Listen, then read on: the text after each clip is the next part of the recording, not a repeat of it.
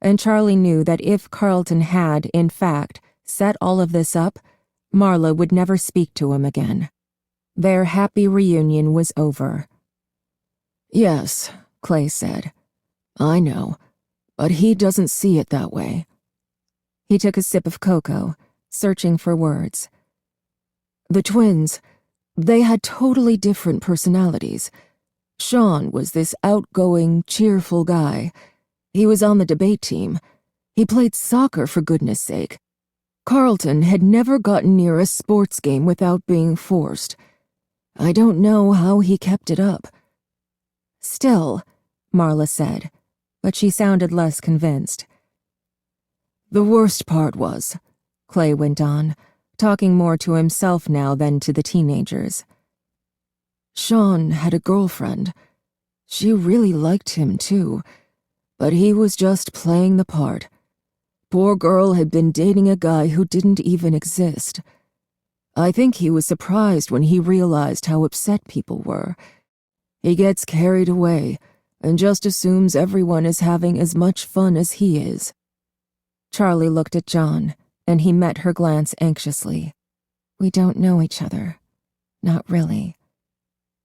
"Maybe he did set it up," she said aloud. "Maybe," Jessica echoed. "I saw him!" Jason said loudly.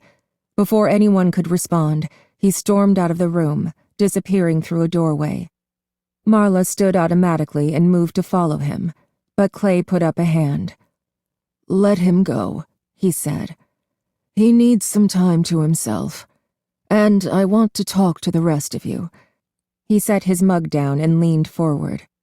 "I know you were just kidding around, but I don't want to hear you kids joking about Freddy Fazbear's. You know, I wasn't the chief back then. I was still a detective, and I was working on those disappearances. To this day, it was the worst thing I've ever had to see. It's not something to joke about." He looked at Charlie. His gray eyes were hard, and the lines of his face were immobile. He was no longer the friendly father figure, but the police chief, staring as if he could see right through her. Charlie had a sudden urge to confess, but she had nothing to confess to. "I'm especially surprised at you, Charlie," Clay said quietly. Charlie blushed, shame rising up in her with a flush of heat. She wanted to protest, to explain herself, to say anything that might soften the eyes that seemed to bore into her skull. Instead, she ducked her head and muttered an indistinct apology. Lamar broke the silence. "Mr. Burke, Clay, did they ever find out who did it? I thought they arrested somebody." Clay didn't respond for a long moment. He was still looking at Charlie, and she felt as if he were trying to tell her something, or else read something in her face. "Clay?" Marla said, and he seemed to come back to himself. He looked around the group, his expression dark. "Yes," he said quietly. "We did arrest someone. I did, in fact, and I am as sure now that he was guilty as I was then." "So what happened?" Lamar asked. There was a hush among the group, as if something very important was about to happen. "There were no bodies," Clay Burke said. "We knew it was him. There was no doubt in my mind. But the children had disappeared. They were never found, and without their bodies." He stopped talking, staring off into the middle distance as if scarcely aware that they were there. "But kidnapping," Charlie said. "They disappeared." She was suddenly furious, appalled at the obvious injustice. "How can this man be walking around somewhere? What if he does it again?" She felt Marla's hand on her arm, and she nodded, settling back, trying to calm down. But the anger was still there inside, seething under the surface of her skin. Clay was looking at her with something like curiosity in his eyes. "Charlie," he said, "justice penalizes the guilty, but it must also protect the innocent. It means that sometimes the guilty get away with terrible things, but it is the price we pay." He sounded grave, his words weighty. Charlie opened her mouth to argue. "But this was my price," she wanted to say. But before she spoke, she looked at his face. He had a grim conviction about him. What he was saying mattered very much to him, and he believed it utterly. "It's how you sleep at night," she thought with an uncharacteristic bitterness. They locked eyes for a long moment. Then Charlie sighed and nodded, giving up the challenge. Intellectually, she didn't even disagree with him.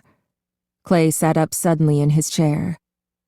"So," he said brightly, "I think it's a bit too late for you girls to be driving back to that motel. Why don't you spend the night here? We have 2 more guest rooms, and you can scold Carlton for his little prank in the morning," he added with a grin. Lamar and John showed Charlie, Marla, and Jessica up to the bedrooms, and Jason re-emerged as they headed up the stairs, joining the group like he had never been gone. "So, Jason and I will take one," Marla said. "And Jessica, you and Charlie can have the other." "I want to stay with Lamar," Jason said instantly, and Lamar grinned widely before he could help himself. "Yeah, okay," he said. He glanced at Marla over her brother's head, and she shrugged. "Take him," she said. "Keep him if you want.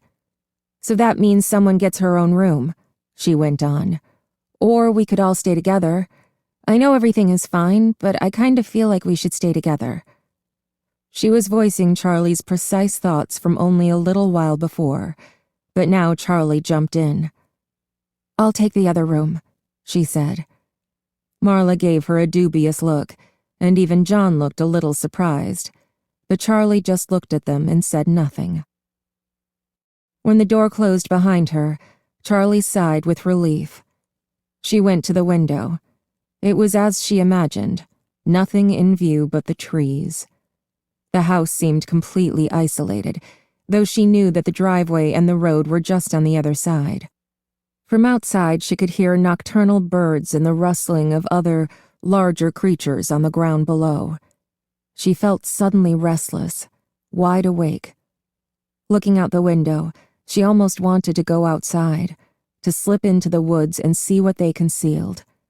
She looked at her watch. It was long past midnight, so with reluctance, she took off her shoes and lay down on the bed.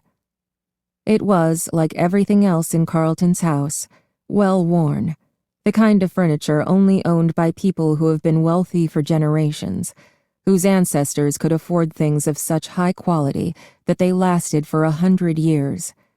Charlie closed her eyes in what she assumed would be a futile effort to find rest. But as she lay there, listening to the sound of the woods and Jessica and Marla gossiping and laughing in the next room, she felt as if she were sinking into the mattress. Her breath deepened, and she was soon asleep. She woke suddenly, startled from sleep. She was a little girl again, and her father was asleep in the next room. It was summer, and the windows were all open. It had started to rain, and the wind rushed into the room in great gusts, blowing her bedroom curtains in a frenetic dance and ushering in a fine mist.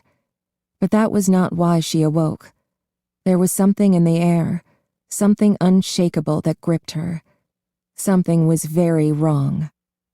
Charlie climbed out of bed, lowering herself carefully onto the floor. Beside her bed stood Stanley the unicorn, patient and deactivated, staring at her with lifeless eyes.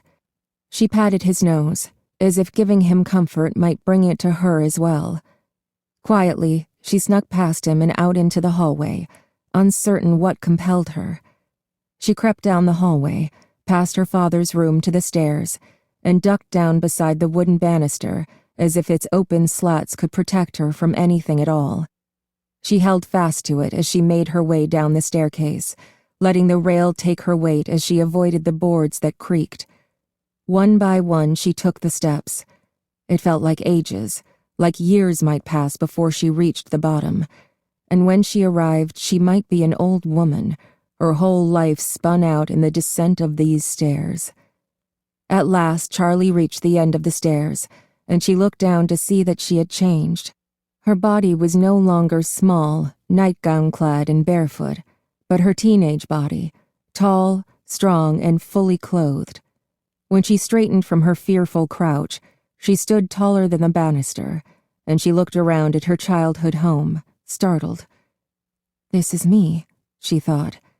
"Yes, this is now." Something banged in front of her. The front door was wide open and thudding irregularly against the wall, caught by the wind. The rain was whipping in, soaking the floor and lashing the coat rack that stood beside it, rocking it back and forth like it weighed nothing at all. Leaves and small branches were scattered on the floor, ripped from the trees and swept in, but Charlie's eyes went to her old, familiar shoes, her favorites. They were placed neatly beside the mat, black patent leather with straps, and she could see the rain pooling inside and ruining them. Charlie stood still for a moment, transfixed, too far for the rain to reach, but close enough for the haze to slowly wet her face. She ought to go to the door and close it. Instead, Charlie backed away slowly, not taking her eyes from the border of the storm. She took a step, then another, and her back hit something solid. She whirled around, startled, and saw it. It was the thing from her father's workshop, the terrible, twitching thing. It stood on its own, bent and twisted, with a narrow, reddish canine face and an almost human body. Its clothing was rags, its metal joints and limbs stark and exposed, but Charlie registered only its eyes, the silver eyes that flashed at her, on and off, over and over, blinking in and out of existence. Charlie wanted to run, but her feet would not move. She could feel her pulse in her throat, choking her, and she struggled to breathe. The thing convulsed, and in slow, jerking motions its hand rose up and reached out to touch her face. Charlie drew in a shaking breath, unable to duck away, and then it stopped, the hand only inches from her cheek. Charlie braced herself, her breath shallow and her eyes screwed shut, but the touch of metal and ragged cloth on her skin did not come. She opened her eyes. The thing had gone still, and the silver light in its eyes was dimmed, nearly out. Charlie backed away from it, watching warily, but it did not move, and she began to wonder if it had shut down, run out of the finite current that powered it. Its shoulders were hunched forward, hapless, and it stared dully past her as if it were lost. Charlie felt a sudden stab of sorrow for this creature, that same feeling of lonely kinship she felt in her father's workshop so many years ago. "Does it hurt?" she had asked. She was old enough now to know the answer. All at once, the thing lurched to life. Charlie felt her head go light as it took an awkward step toward her, hurtling its body forward as if it had only just learned to walk. Its head turned frantically from side to side, and its arms jerked up and down with dangerous abandon. Something shattered. It was a lamp. The thing had knocked over a ceramic lamp, and the sound of it bursting on the wooden floor shook Charlie from her stupor. She turned and ran up the stairs, scrambling as fast as her legs would carry her to her father's door, too scared to even call out for him.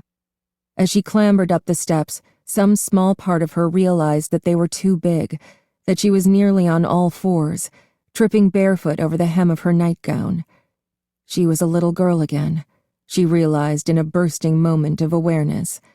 And then it was over, and being a little girl was the only thing she could remember. She tried again to scream for her father, but he was already there. She did not need to call him. He was standing in the hall, and she grabbed at his shirt tails as she crouched behind him. He put a hand on her shoulder, steadying her, and for the first time, her father's touch did not make Charlie feel that she was safe. Peeking out from behind his back, Charlie could see the thing's ears, then its face, as it climbed the stairs in its fitful, jerking steps.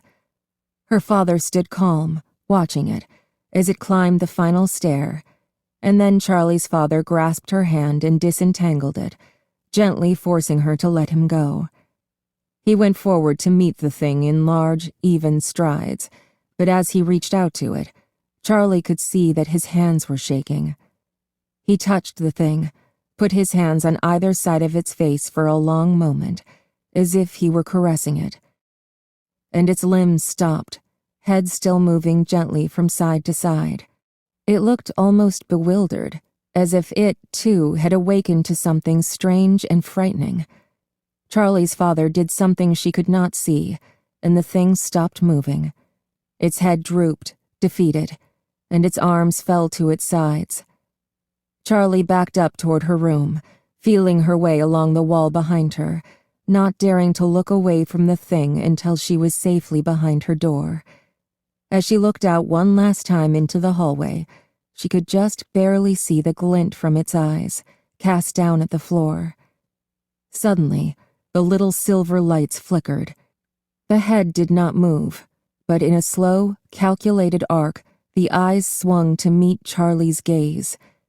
Charlie whimpered, but she did not look away, and then the head snapped up with a crack like something breaking. Charlie startled out of sleep, an involuntary shudder running through her. She put a hand to her throat, feeling her heartbeat there, too quick and too hard. She darted her eyes around the room, putting together where she was one piece at a time. The bed, not her own. The room, dark. She was alone. The window, the woods outside. Carlton's house. Her breath slowed. The process had only taken seconds, but it disturbed her to be so disoriented. She blinked, but the afterburn of those silver eyes was still with her, glowing behind her eyelids as if they had been real. Charlie stood and went to the window, thrust it open, and leaned out, desperate to breathe in the night air. Did that happen? The dream felt like memory, felt like something that had happened just moments ago. But that was the nature of dreams, wasn't it? They felt real, and then you woke up. She closed her eyes and tried to catch the thread, but it was too difficult to tell what was the dream and what was not. She shivered in the breeze, though it was not cold, and brought herself back inside. She looked at her watch. Only a couple of hours had passed, and it was still hours more until daylight, but sleep felt impossible. Charlie put on her shoes and shuffled quietly through the hall and down the stairs, hoping not to wake her friends. She went out to the porch, sitting down on the front steps and leaning back to look up at the sky. There were traces of clouds overhead, but the stars still shone through, scattered overhead, uncountable. She tried to lose herself in them as she had as a child, but as she gazed up at the pinpoint lights, all she could see were eyes looking back at her. There was a noise behind her, and she jumped, whirling to press her back against the railing. John was standing behind her with a startled look on his face. They stared at each other for a moment like strangers, and then Charlie found her voice. "Hey, sorry. Did I wake you up again?" John shook his head and came to sit beside her. "No, not really. I heard you go out, or I figured it was you. I was awake, though. Jason snores like a guy about 3 times his size." Charlie laughed.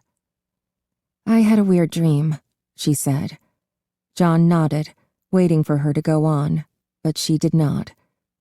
"What did people think of my father?" she asked instead. John leaned back and looked at the stars for a moment, then pointed. "That's Cassiopeia," he said, and she squinted in the direction of his finger.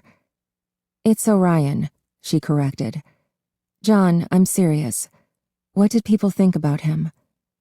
He shrugged uncomfortably. "Charlie, I was a little kid, you know? Nobody told me anything." "I was a little kid once myself," she said.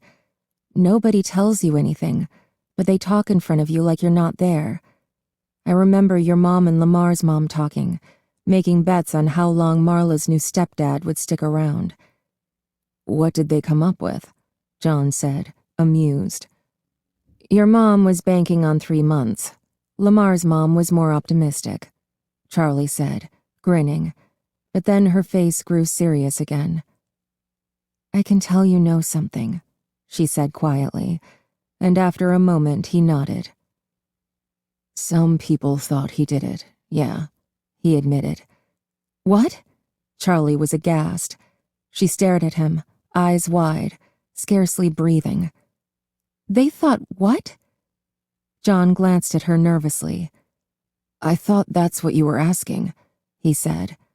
Charlie shook her head. Some people thought he did it. No. I meant, what did they think of him as a person? Did they think he was odd or kind or... I didn't know. She trailed off, lost in the magnitude of this new truth. People thought he did it. Of course they did. It was his restaurant. The first child to vanish was his child. In the absence of a confession or a conviction, who else would anyone think of? Charlie shook her head again.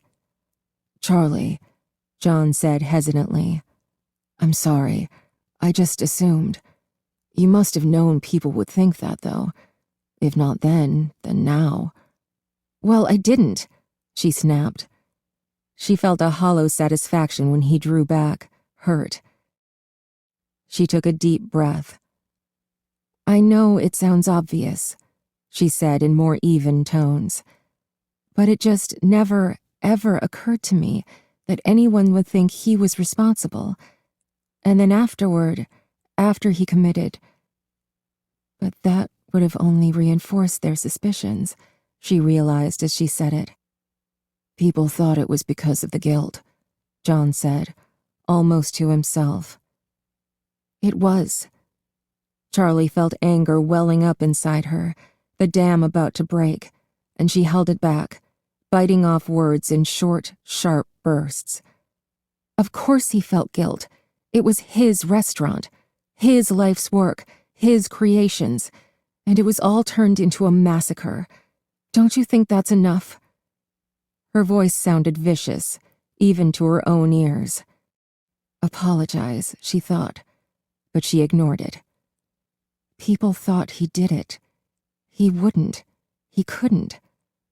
But if he had, how would she even have known? I knew him, she thought fiercely. But did she? She loved him, trusted him, with the blind devotion of a 7-year-old girl, even now. She understood him with the knowing and not knowing that comes of being a child.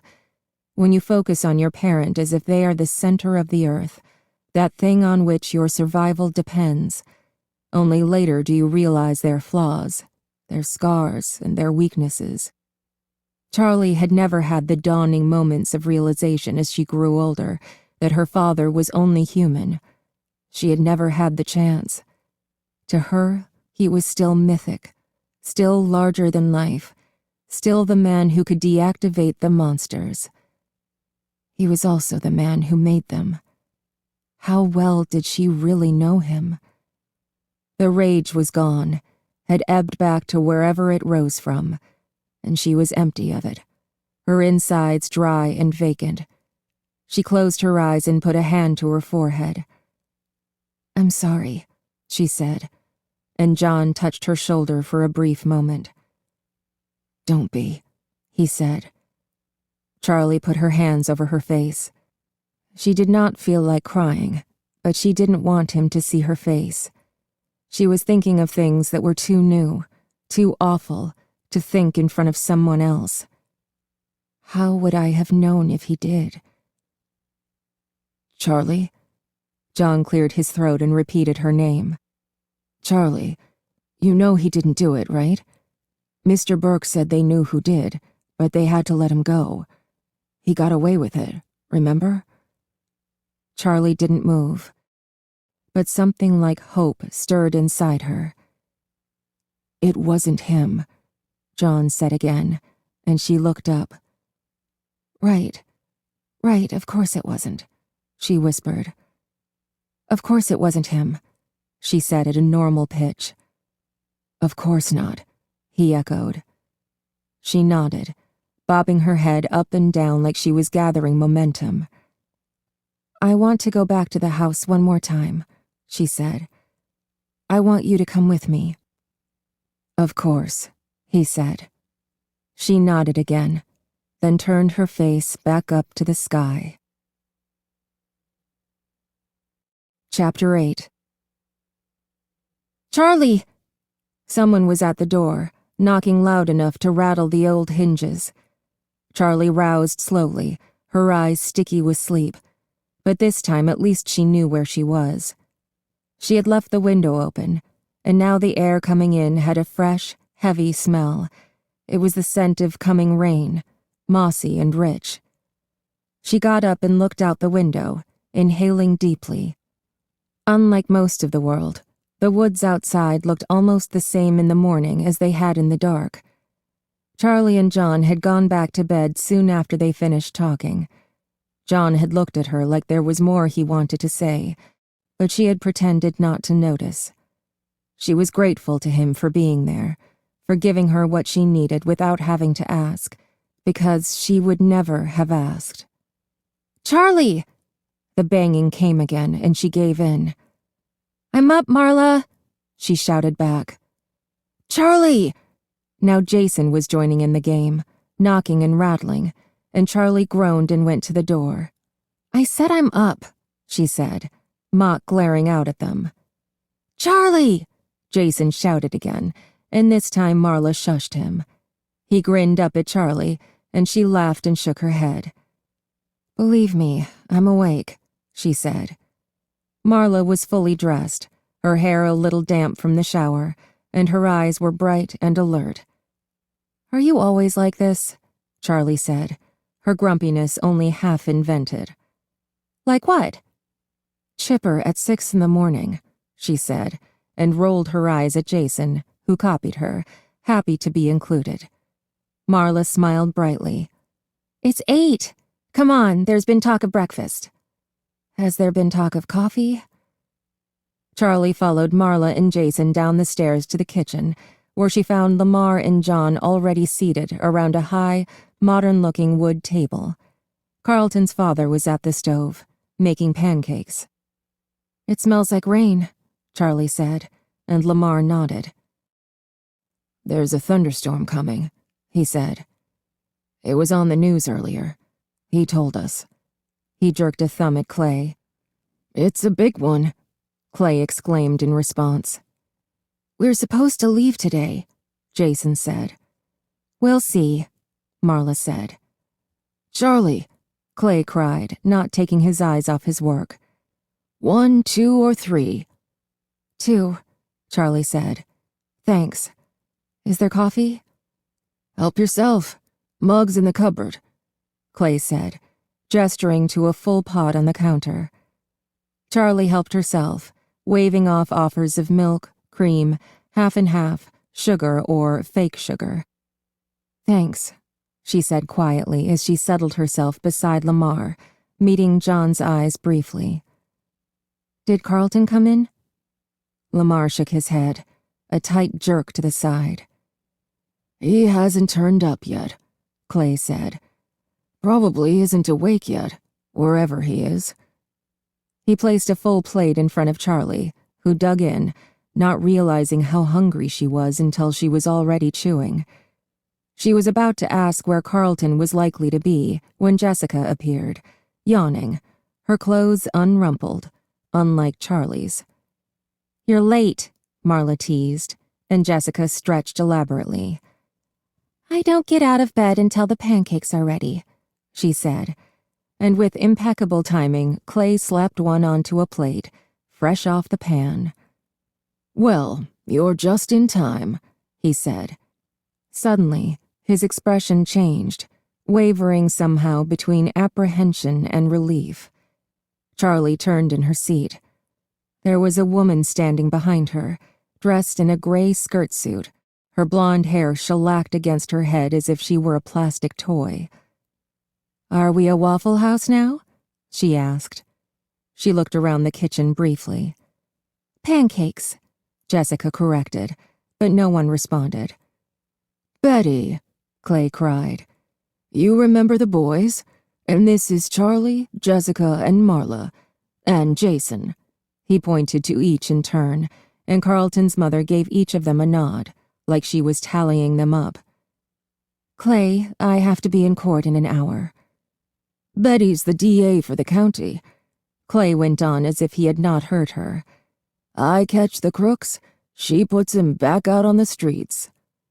Yes, our family is a full-service operation, she said dryly, pouring herself coffee and settling down at the table beside Jessica. Speaking of which, where's our young felon-to-be?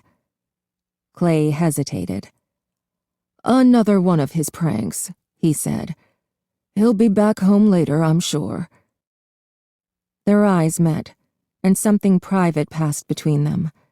Betty broke away with a laugh that sounded a little forced. Oh, Lord, what is it this time? There was a moment's pause. In the morning light, the story sounded insane, and Charlie had no idea where to begin.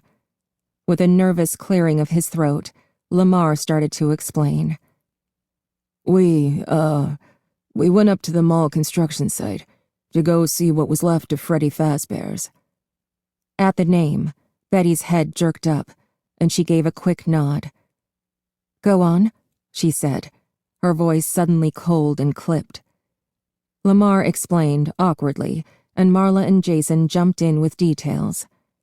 After a few minutes, Carlton's mother had a messy version of the truth.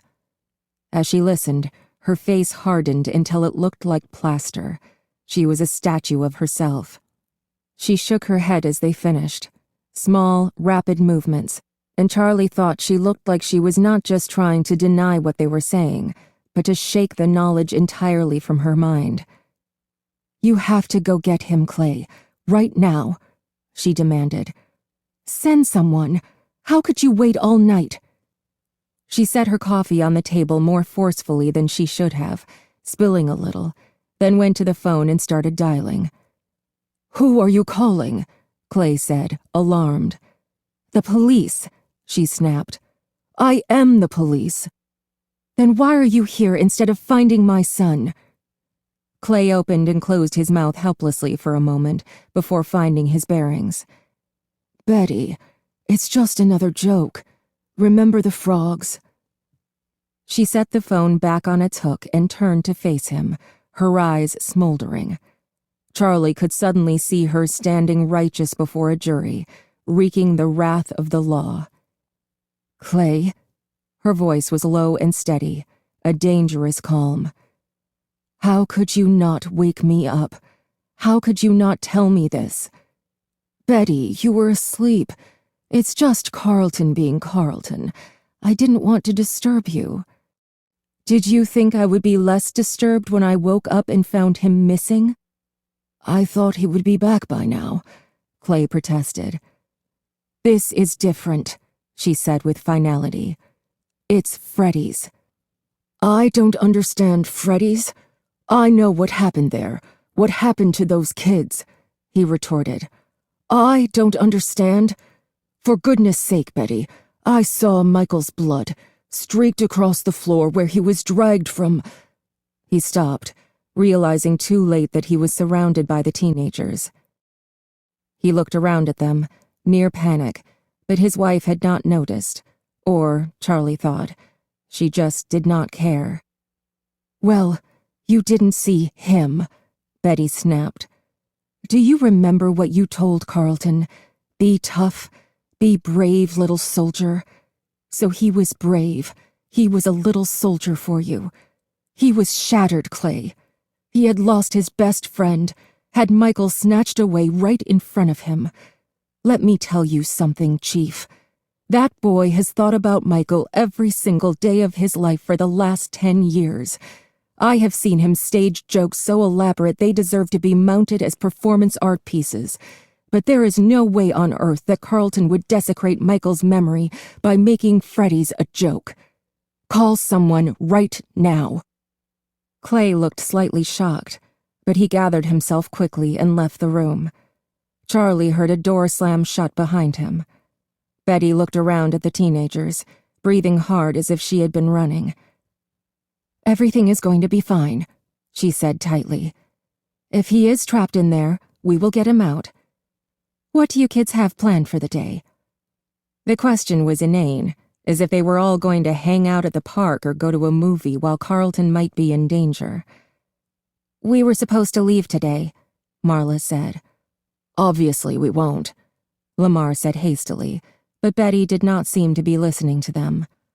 "I'll have to call into work," she said distractedly and went to the phone to make the call.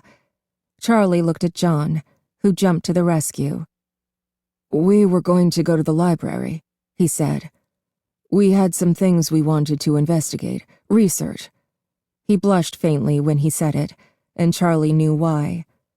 It was absurd to be talking like this, about cases and disappearances and murders. But Marla was nodding.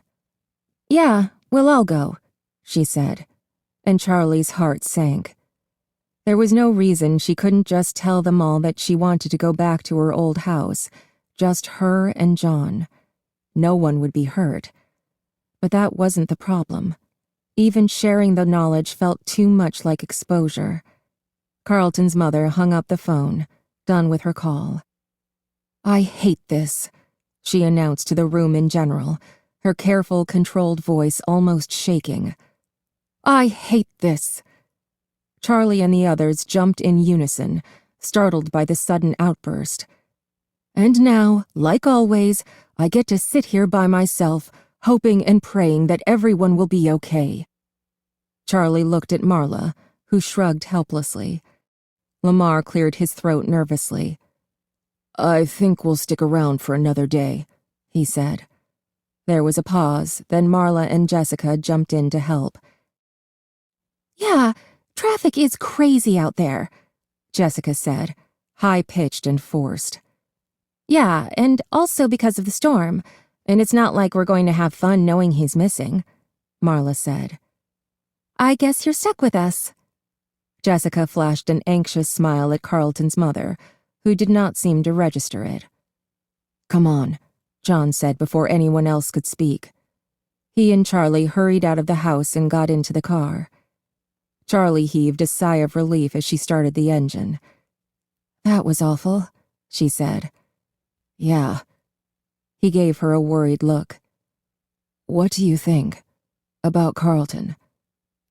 Charlie didn't answer until she was safely backed out of the driveway.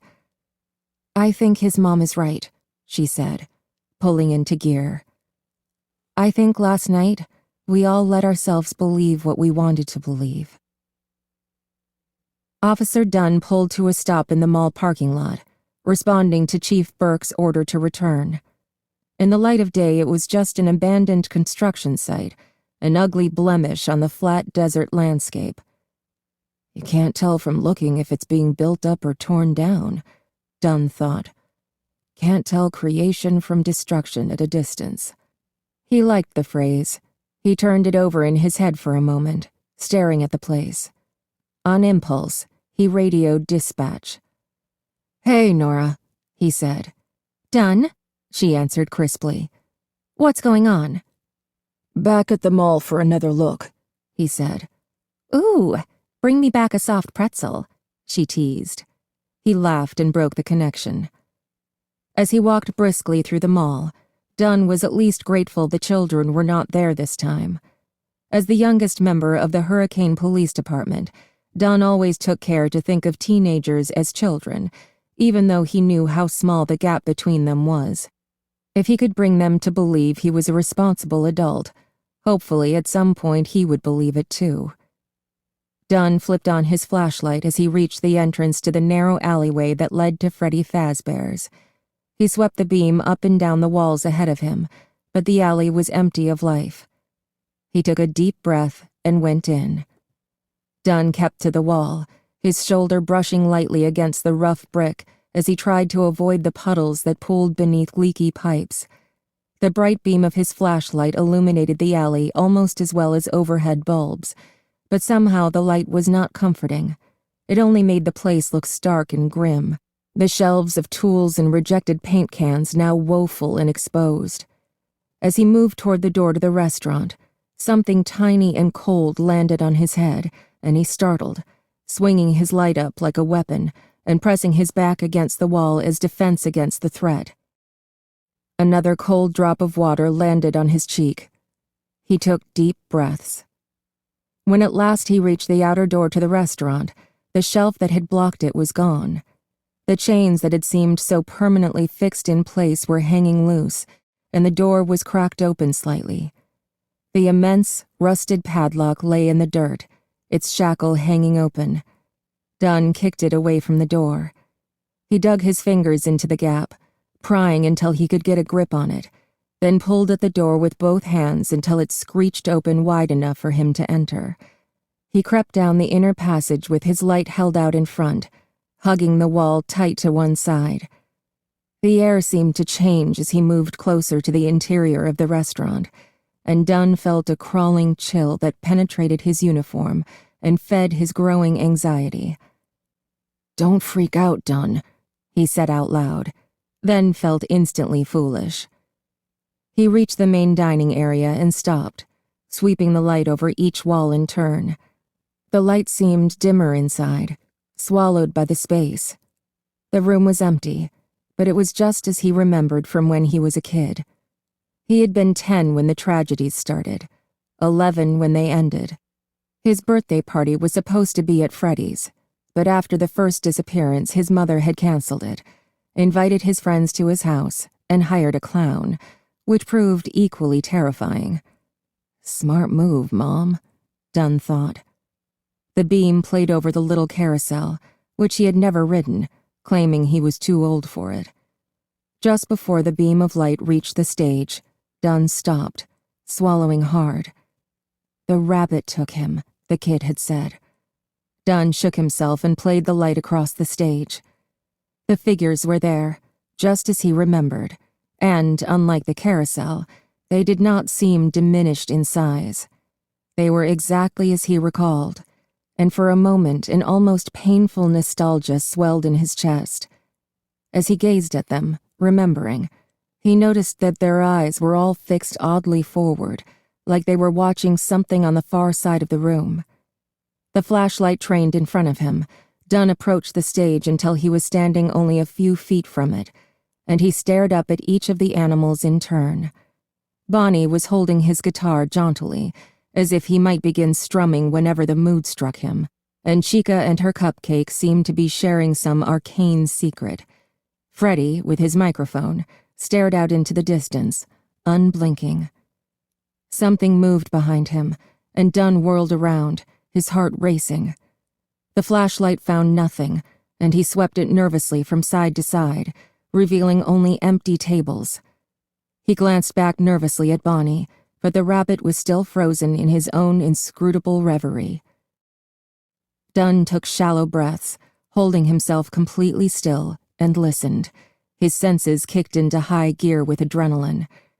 After a moment, the noise came again, a shuffling sound, this time coming from off to the right. He swept the light instantly toward it. There was an open doorway, and beyond it a hall. Crouching down, Dunn made his way down the hall, keeping to the side as though something might come running past. Why am I here alone? He knew the answer. His sergeant hadn't taken the search seriously. In truth, neither had Dunn. After all, it was just the chief's son again, making trouble. It's probably just Carlton, Dunn reminded himself. He reached the end of the hall, where a door stood ajar. With one hand, Dunn gave the door an inward push, dropping low into the side as he did. The door swung inward, and nothing happened. He pulled the nightstick from his belt. Its heft was unfamiliar. He had never had much need for it in Hurricane. Now, though, he gripped its hard rubber handle like a lifeline. The office was not quite empty. There was a small desk, and a folded-up metal chair leaned against it. A large cabinet stood against one wall, its door open just a crack. There were no exits other than the one Dunn was standing in. He swept the light up and down the length of the cabinet and took a deep breath. He bounced his nightstick lightly in his hand, reassuring himself of its presence, and carefully assessed the small space. Standing to the side, he used the stick to open the door, moving slowly. It came open easily, and again, everything was still. Relieved, Dunn looked inside. The cabinet was empty, except for a costume. It was Bonnie, or rather it wasn't. The face was the same, but the rabbit's fur was yellow. It was slumped lifelessly against the back wall of the cabinet, its eyes dark, gaping holes. The rabbit took him. The kid hadn't been lying then. Carlton must have gotten someone to dress up in this outfit to help him play his trick. Still, Dunn's unease did not abate. He did not want to touch the thing. He lowered his light and stuck his nightstick back in his belt, intending to go. Before he could turn, the costume pitched forward, landing on Dunn with the lifeless weight of a heavy corpse. For a moment it did not move, then all at once it was writhing violently, grabbing at him with strong, inhuman hands. Dunn screamed, a desperate, high sound, struggling as the rabbit gripped his shirt, then his arm. Dunn felt a sudden, vicious pain, and a small, detached part of his mind thought, "He broke it. He broke my arm." But the pain was washed numb by terror as the rabbit swung him around and slammed him into the cabinet door, taking Dunn's weight easily as if he were a child. Dunn struggled to breathe. The rabbit's arm was pressed against his neck so tightly that every movement choked him. Just when he thought he was on the brink of passing out, the pressure lifted, and Dunn gasped with relief, clutching his throat. Then he saw the knife. The rabbit held a slim silver blade.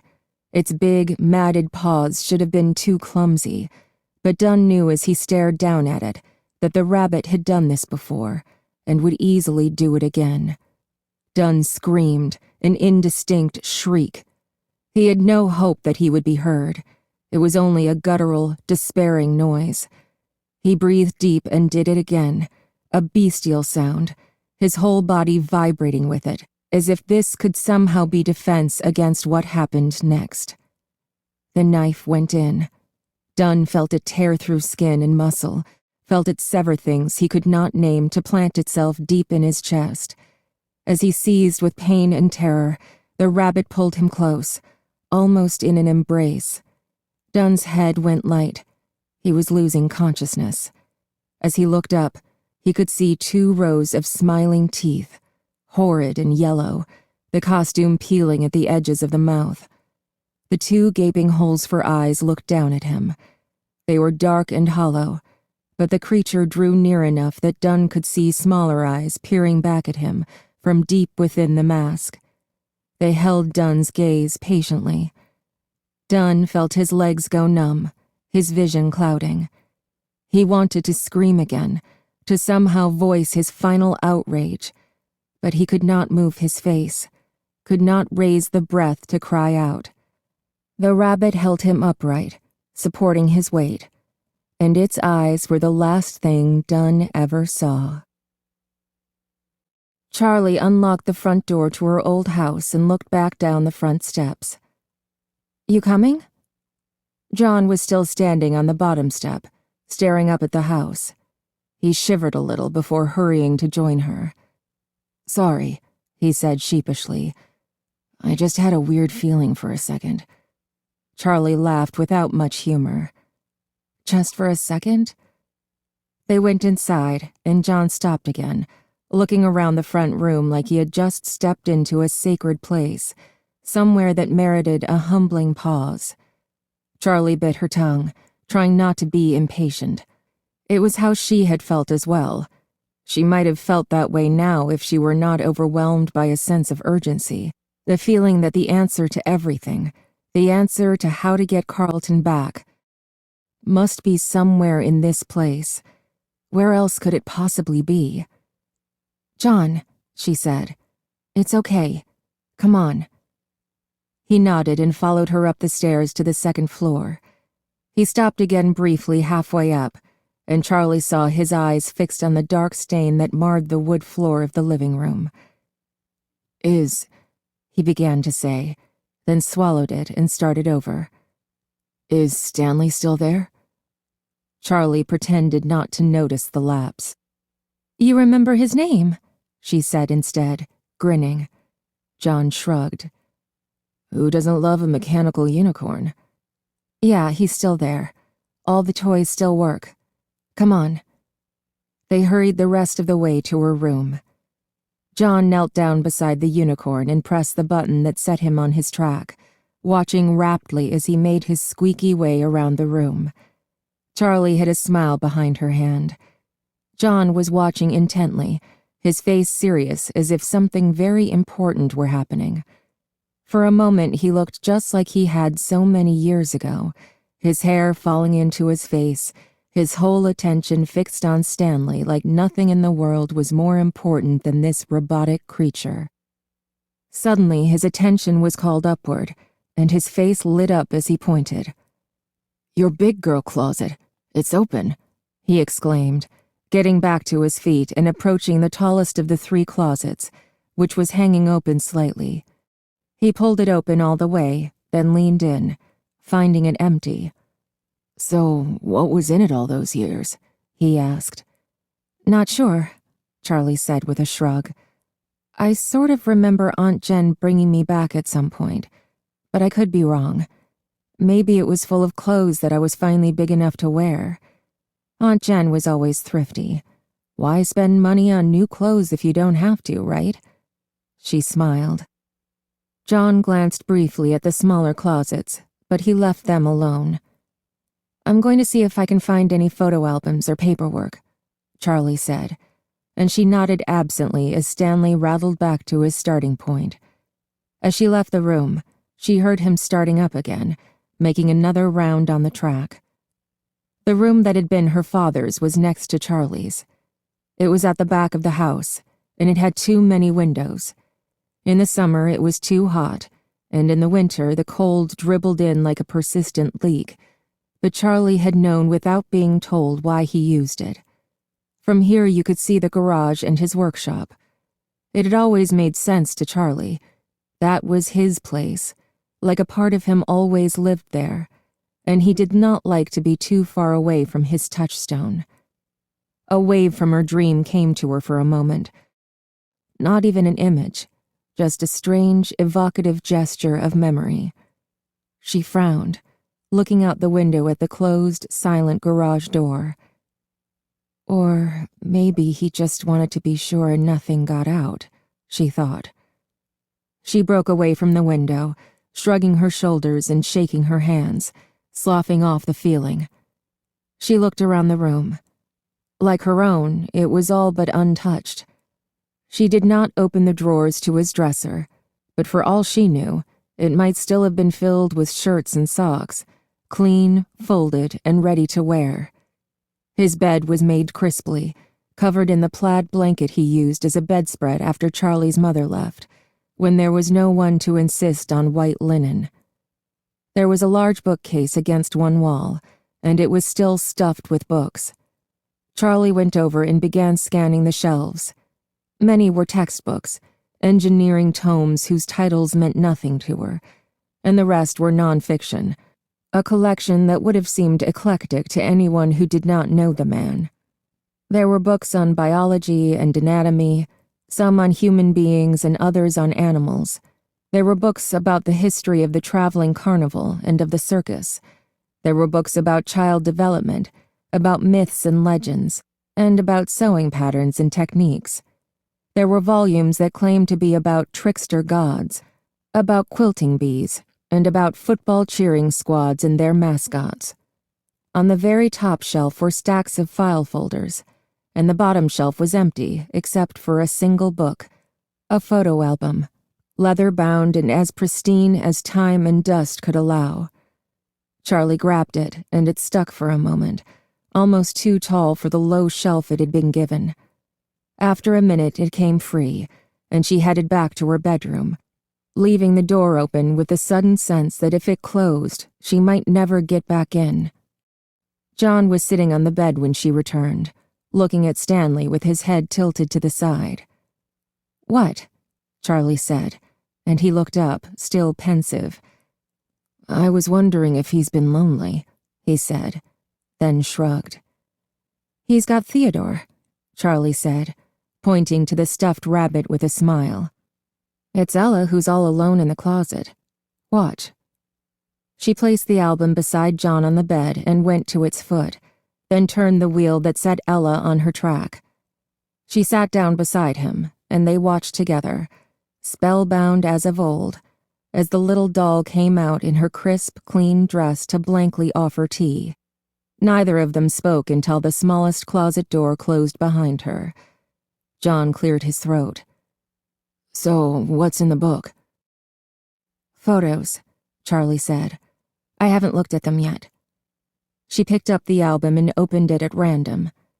The top picture was of her mother holding a baby, maybe a year old. She held the child above her head, flying it like an airplane, her head thrown back in the midst of a laugh, her long brown hair swinging out in an arc behind her. The baby's eyes were wide, its mouth open in delight. John smiled at her. "You look so happy," he said, and she nodded. "Yeah," she said. "I guess I must have been. If that's me," she did not add aloud. She opened to another page, where the only picture was a large family portrait, stiffly posed at a studio. They were dressed formally. Charlie's father was wearing a suit. Her mother was in a bright pink dress with padding that lifted her shoulders almost to her ears, and her brown hair was straightened flat in place. Each of them was holding a baby, one in a white frilly dress, and one in a sailor suit.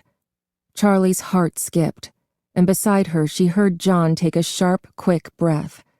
She looked at him with a feeling like the floor was dropping away beneath them. "It was real," she said.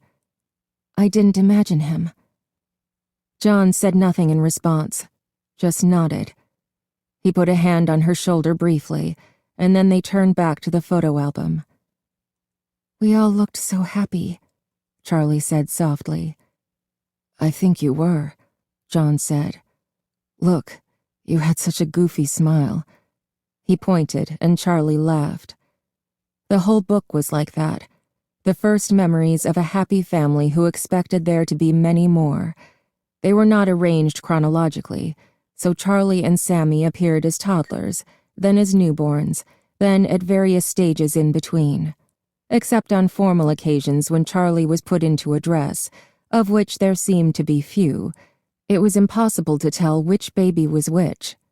There were no traces of Fred Bear's family diner. Near the back of the book, Charlie came to a Polaroid of her and Sammy together, infants bright red and squalling on their backs, wearing nothing but diapers and hospital wristbands. On the white space below the picture, someone had written, "Mama's boy and Daddy's girl." The rest of the pages were blank. Charlie went back again, opening at random to find a strip from a photo booth, 4 shots of her parents alone. They smiled at each other, then made faces at the camera, then laughed, missing the chance to pose and blurring their faces. Lastly, they smiled into the lens. Her mother was beaming happily at the camera, her face alight and flushed, but her father was staring into the distance, a smile fixed on his face like he had left it there by mistake. His dark eyes were intense, remote, and Charlie resisted a sudden urge to look behind her, as if she might see whatever it was he was looking at. She peeled back the cellophane from the album's page and took the strip out, then folded it in half, careful to place the crease between pictures, leaving them intact. She slipped the pictures into her pocket and looked at John, who was watching her again, as if she were some kind of unpredictable creature he needed to be careful around. "What?" she said. "Charlie, you know I don't think he did it, right?" "You said that." "I'm serious. It's not just what Carlton's dad said. I knew him, as well as a kid can know some other kid's dad. He wouldn't do it. I wouldn't believe it." He spoke with calm certainty, like someone who believed that the world was made out of facts and tangible things, and that there was such a thing as truth. Charlie nodded. "I know," she said. She took her next breath slowly, gathering the words she would speak with it. "But I might." His eyes widened, startled, and she looked up at the ceiling for a minute, briefly trying to remember if all the cracks had been there when she was a child. "I don't mean I think he did it. I don't think that," she said. "I don't think about it at all. I can't. I shut the whole thing off in my mind the day I left Hurricane. I don't think about Freddie's. I don't think about what happened. And I don't think about him." John was looking at her like she was monstrous, like what she was saying was the worst thing he had ever heard. "I don't understand how you can say things like that," he said quietly. "You loved him. How can you even consider the possibility that he would do something so terrible?" "Even the people who do terrible things have people who love them." Charlie was looking for words. "I don't think he did it. I'm not saying that," she said again, and again the words hit the air as flimsy as paper. "But I remember him dressing up for us in the yellow Freddy suit, doing the dances, miming along with the songs. It was so much a part of him. He was the restaurant. There was no one else.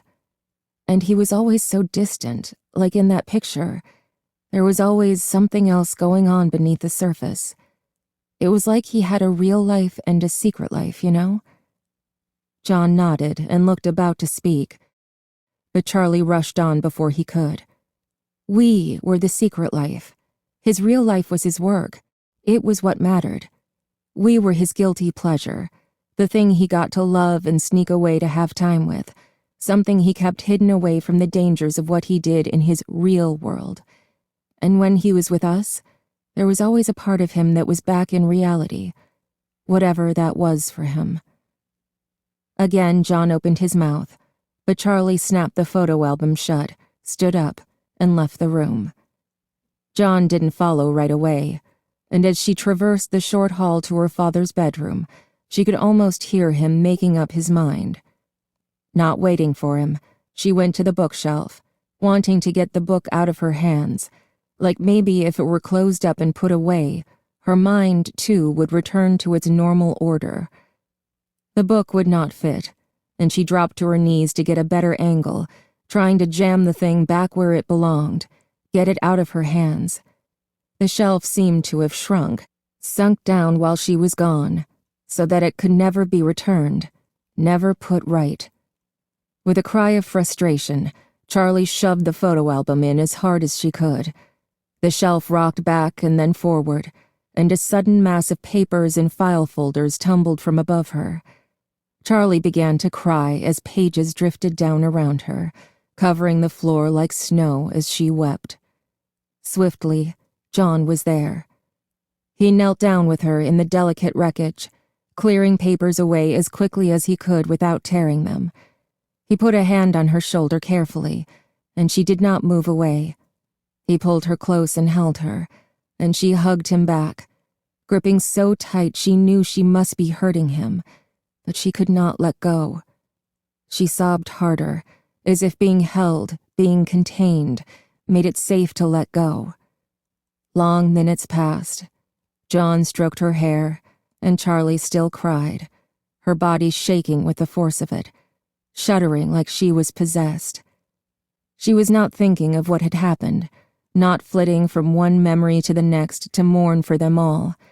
Her mind was all but blank. She held nothing, was nothing, but this feeling of racking sobs. Her face was sore with tension. Her chest hurt like all her pain was being forced out through its wall, and still she cried as if she would cry forever. But forever was an illusion. Slowly her breathing calmed, and finally Charlie returned to herself and pushed away from John's shoulder, exhausted. Once again, John was left with his arms partially suspended in the air, caught off guard by their sudden emptiness. He tried to move out of the awkward pose without calling attention to himself. Charlie sat back against the side of her father's bed, leaning her head against it. She felt wrung out, stretched thin and aged, but she felt a little better. She gave John a tiny smile, and she saw relief pass over his face at this first sign that she might be all right. "I'm okay," she said. "It's just this place. It's all this." She felt silly trying to explain, but John scooted back to sit with her. "Charlie, you don't have to explain. I know what happened." "Do you?" She looked at him searchingly, not sure how to put the question. It seemed too crude, too graphic to say it outright. "Do you know how my dad died, John?" He looked immediately nervous. "I know he killed himself," he said hesitantly. "No, I mean, do you know how?" "Oh." John looked down at his feet as if he could not meet her eyes. "I thought he stabbed himself," he said quietly. "I remember hearing my mom and dad talk. She said something about a knife, and all the blood." "There was a knife," Charlie said, "and there was blood." She closed her eyes and kept them shut as she talked. She could feel John's eyes on her face, watching every movement, but she knew if she looked at him, she would not be able to finish. "I never saw it," she said. "I mean, I never saw the body. I don't know if you remember, but my aunt came to get me at school in the middle of the day." She stopped, waiting for confirmation, her eyes shut tight. "I remember," John's voice said from the darkness. "It was the last time I ever saw you." "Yeah. She came and got me, and I knew something was wrong. You don't go home from school in the middle of the day because everything's fine." She took me outside to her car, but we didn't get in right away. She picked me up and set me on the hood of the car, and she told me she loved me. "I love you, Charlie, and everything is going to be okay," Aunt Jen said. And then she destroyed the world with the next words she spoke. She told me that my father had died, and she asked if I knew what that meant. And Charlie nodded, because she did know, and because, with an awful prescience, she was not surprised. She said I was going to stay with her for a couple of days, and we would go get some clothes from the house. When we got there, she picked me up like I was a little kid, and as we went through the door, she covered my face with her hand so I wouldn't see what was in the living room. But I did see. It was one of his creatures, one she had never seen, and it was facing the stairs. Its head was bowed a little so that Charlie could see that the back of its skull was open, the circuits exposed. The limbs and joints lay bare, a skeleton of naked metal strung with twisting wires of bloodless circulation, and its arms were outstretched in a lonesome facsimile of an embrace. It was standing in the middle of a dark, still pool of some liquid that seemed, though it must have been imperceptible, to be spreading. She could see its face, if it could be called a face. Its features were scarcely formed, crude and shapeless. Even so, Charlie could see that they were contorted, almost grotesque. The thing would be weeping, if it could have wept. She stared at it for ages, though it could have been less than seconds, no more than a glimpse as Aunt Jen swept her up the stairs. Yet she had seen it so many times since then, when she slept, when she woke, when she unguardedly closed her eyes. It would appear to her, the face pressing its way into her mind as it had pressed into the world. Its blind eyes were only raised bumps like the eyes of a statue, seeing nothing but its own grief. In its hand, almost an afterthought, was the knife. When Charlie saw the knife, the whole thing snapped into focus. She knew what the thing was, and she knew what it had been built for. John was staring at her, horror creeping in. "That's how he trailed off. Charlie nodded. Of course. He made a move to comfort her again, but it was the wrong thing to do.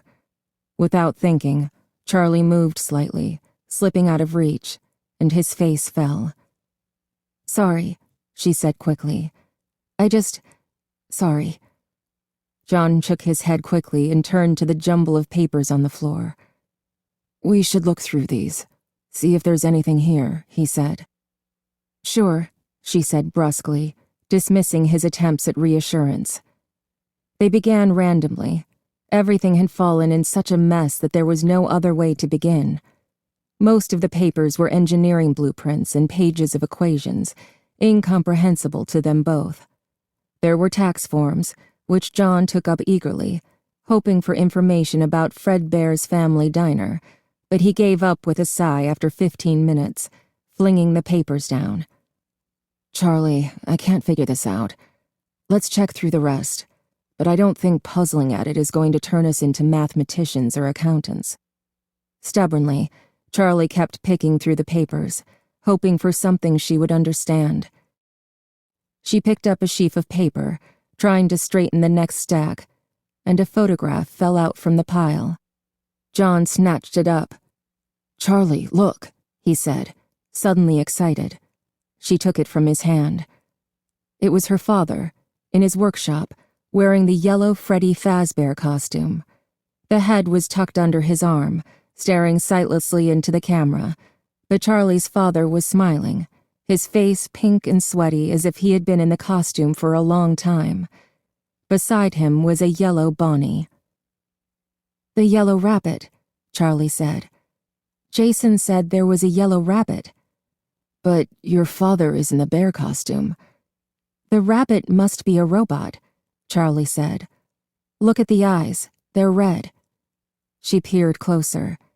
The eyes were glinting red, but they weren't glowing, and in a moment she saw why.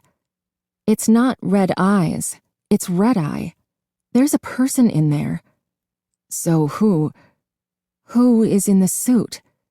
Charlie finished the question for him. We have to go to the library, John said, jumping to his feet. Charlie stayed where she was, still staring down at the picture. Charlie? Yeah, she said. He held out a hand to pull her up. As they descended the staircase, John hung back briefly, but Charlie did not turn around. She knew what he was imagining, because she was picturing it too. The stain on the floor, slowly spreading. Charlie drove fast to the library, a grim urgency hanging over her. The promised storm was in the air, the smell of it rising like a warning. In a strange way, the worsening weather satisfied something in Charlie. Storms inside, storms outside. I've never been this eager to get to the library, John joked, and she smiled tightly, without humor. The main library in Hurricane was next to the elementary school where they had gone for the memorial ceremony, and as they got out of the car, Charlie glanced at the playground, envisioning children screaming and laughing as they ran circles, immersed in their games. We were so young. They hurried up the few steps to the library together, a square, modern brick building that looked as if it had come paired with the school beside it. She only remembered the library vaguely from her childhood. They had gone in frequently, and Charlie had spent all her time there sitting on the floor in the children's section. Being able to see over the information desk was slightly disconcerting. The librarian was young, Charlie thought, an athletic-seeming woman in slacks and a purple sweater. She smiled brightly. "What can I do for you?" she said. Charlie hesitated. The woman was maybe in her late 20s. Charlie realized that ever since she returned to Hurricane, she had been paying attention to age, scrutinizing each face and calculating how old they had been when it happened. This woman would have been a teenager. It doesn't matter, she thought. You still have to ask. She opened her mouth to ask for information about Fredbear's, but what came out instead was, "Are you from Hurricane?" The librarian shook her head. "No, I'm from Indiana." Charlie felt her body relax. She wasn't here. Do you have any information on a place called Fredbear's Family Diner? Charlie asked, and the woman frowned. Do you mean Freddy Fazbear's? They used to have one of those here, I think, she said vaguely. No, that's not the one, Charlie said, ready to be endlessly patient with the librarian, who was, thankfully, probably the only person in town who was somehow unaware of her history. Well, for town records, things like incorporation and licensing, you would have to go to City Hall, but it's... She checked her watch. It's after 5, so not today anyway. I have newspapers all the way back to the 1880s if you want to look at microfilm, she said eagerly. Yeah, okay, Charlie said. I'm Harriet, the woman said as she led them to a door at the back of the building. They recited their names dutifully, and she chattered on like a child about to display her favorite toy. So you know what microfilm is, right? It's because we can't keep stacks and stacks of papers here. There's no room, and eventually they would rot, so it's a way to preserve them. They take pictures and save the film. It's almost like a movie reel, you know? Very small, so you need a machine to see it. We know what it is, John cut in when she paused. We just don't know how to use it. Well, that's what I'm here for, Harriet declared and threw the door open. Inside was a table with a computer monitor. The monitor sat on top of a little box with a small wheel on each side. 2 handles stuck out in front. Charlie and John looked at it bemusedly, and Harriet grinned. You want the local paper, right? What years? Charlie counted backward. 1979 to 1982? She hazarded. Harriet beamed and left the room. John bent forward to peer at the machine, rattling the handles a little. Careful, Charlie warned jokingly. I think she might be lost without that thing. John raised his hands to his shoulders and stepped back. Harriet reappeared with what looked like 4 small movie reels and held them up. What year do you want to start with? She said. 1979? I guess, Charlie said, and Harriet nodded. She went to the machine and threaded the film through expertly. She flipped a switch and the screen came to life. A newspaper appeared. January 1st, 1979, John announced, leaning forward to read the headlines. Politics, somebody won a sports game, and there was some weather. Also, there was a bakery giving away free cookies to celebrate the new year. Sounds like now, except no cookies. You use these to see more, Harriet said, manipulating the controls. Let me know if you need help switching the reels. Have fun, you two. She winked conspiratorially and closed the door behind her as she left. Charlie positioned herself in front of the machine, and John stood behind her, his hand on her chair. It felt good to have him close, like he would stop anything that tried to sneak up on her. This is pretty cool, he remarked, and she nodded, scanning the paper for answers. Okay, let's narrow it down, he said grimly. What's the thing most likely to make the papers? I was looking for an opening announcement, Charlie said. Yeah, but what's going to make the papers? Sorry, he added. I didn't want to say it, but we have to. Sammy, Charlie said. We should have started with Sammy. We moved to the new house when I was 3. It's got to be 1982. Carefully, they switched the reel. Charlie eyed the door as they did, as if nervous that Harriet might catch them making a mistake. When's your birthday? John said, sitting to take her place. Don't you know? She teased. He screwed up his face in an exaggerated mime of thinking. May 13th, he said at last. She laughed, startled. How did you know? He grinned up at her.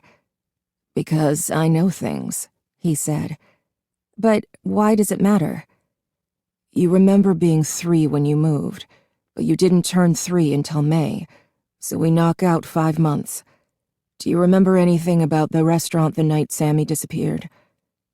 Charlie felt herself flinch with an almost physical pain. Sorry, she said. Her face felt too hot. "Sorry, you startled me. Let me think." She closed her eyes. The restaurant. The closet, hung full with costumes. She and Sammy, there safe in the dark, until the door opened and the rabbit appeared, leaning over them with its awful face, its human eyes.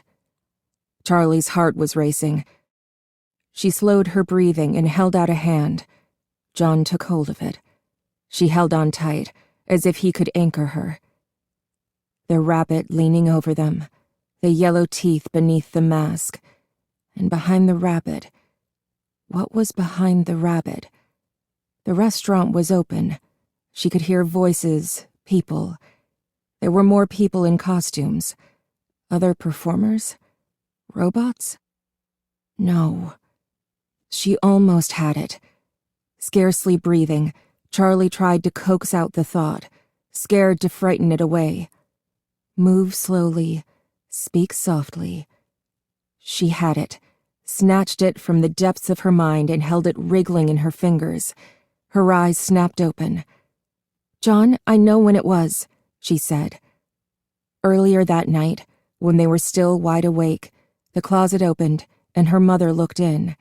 She was haloed by the light from behind her, smiling down at her twins, radiant in her long, elegant dress, her flowing hair, her gleaming tiara. "Mommy's a princess," Charlie murmured sleepily, and her mother bent down and kissed her cheek. "Just for tonight," she whispered, and then she left them in the dark to sleep. "She was a princess," she said excitedly. "What? Who?" "My mother," Charlie said. "She was dressed up as a princess. It was a Halloween party. John, go to November 1st. John struggled briefly with the controls, and then it was there.